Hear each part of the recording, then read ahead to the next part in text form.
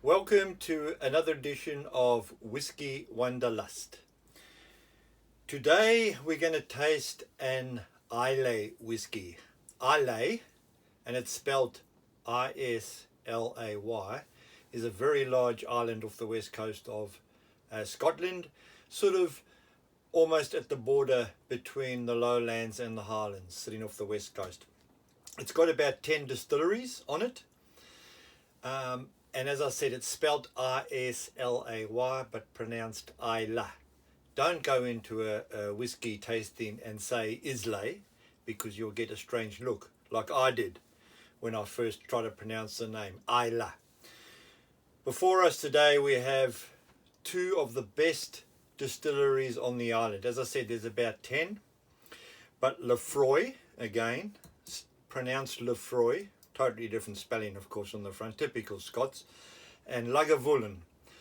Lagavulin and Laphroaig are two of the biggest distilleries on the island. They both sit on the south coast of the island, and they are magnificent whiskies.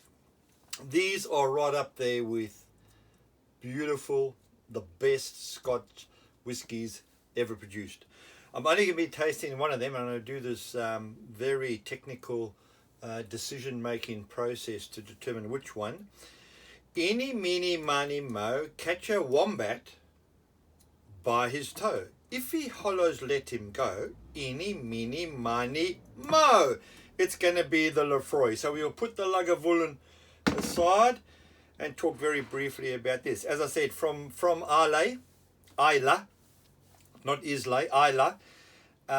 Very famous whiskey. This is a 10-year-old, bottled at 40% ABV, and the description on the label, they say the most richly flavoured of all Scotch whiskies. That's how they describe this particular whiskey. We're gonna give it a whirl now. I reckon the sooner you get drinking these sorts of whiskies, if you're just starting out,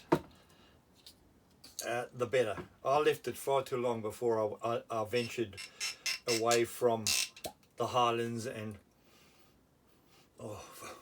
peat and smoke, before I ventured away from the highlands and from Speyside, because I really appreciate and love these whiskies now. I'm just going to pour myself a little tot.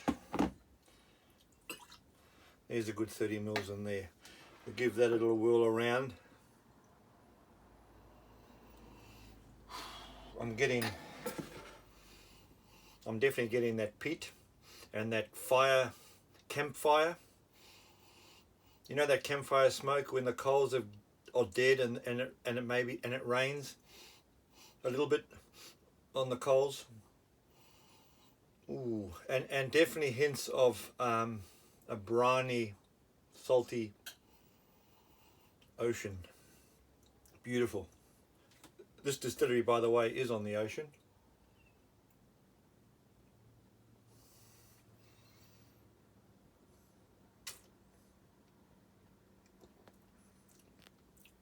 God, that is nice.